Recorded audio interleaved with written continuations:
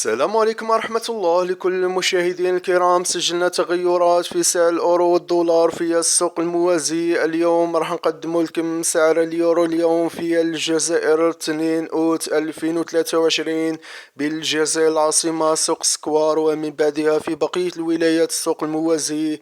ادعمونا بلايك واشتراك حتى يوصلكم كل جديد، واللي عنده إعلان بيع أو شراء أو يعرف السعر في ولايته يكتب لنا في التعليقات ويذكر الولاية حتى يستفيد الجميع من كل الولايات، وراهو مشكور.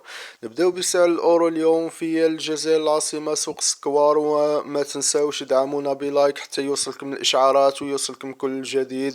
بالنسبة للأورو في السكوار دار 2,240 أفضل سعر متوفر المبالغ الصغيرة، أما المبالغ الكبيرة توصل 45، ولكن اليوم فئة قليلة اللي يشريو ب45.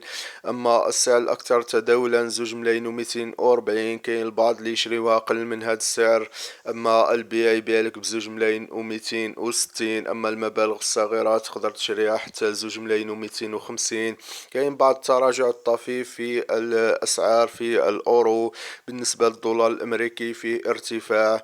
بالنسبة لبقية الولايات راح نخبركم في نهاية الفيديو مع بعض المعلومات. تابعونا الأخير ودعمونا بلايك. الدولار الأمريكي دار 2,020,000 حتى 2,030,000، المبالغ الكبيرة 5,000 دولار فما فوق. أما البيع ما بين 2,040,000 حتى 2,050,000، المبالغ الكبيرة. أما البوندا الجنيه الاسترليني دار 2,520 للمئة باوند، أما البيع يبيع لك ب2,540. الدولار الكندي دار 1,500,000، أما البيع يبيع لك 1,520 للمئة دولار كندي. بالنسبة لسعر الدولار الأمريكي في أغلب الولايات اليوم ارتفع إلى 2,020 المبالغ الصغيرة، و2,030 ابتداء من 5,000 دولار. بالنسبة للبيع في أغلب الولايات ما بين 2,040 حتى 50.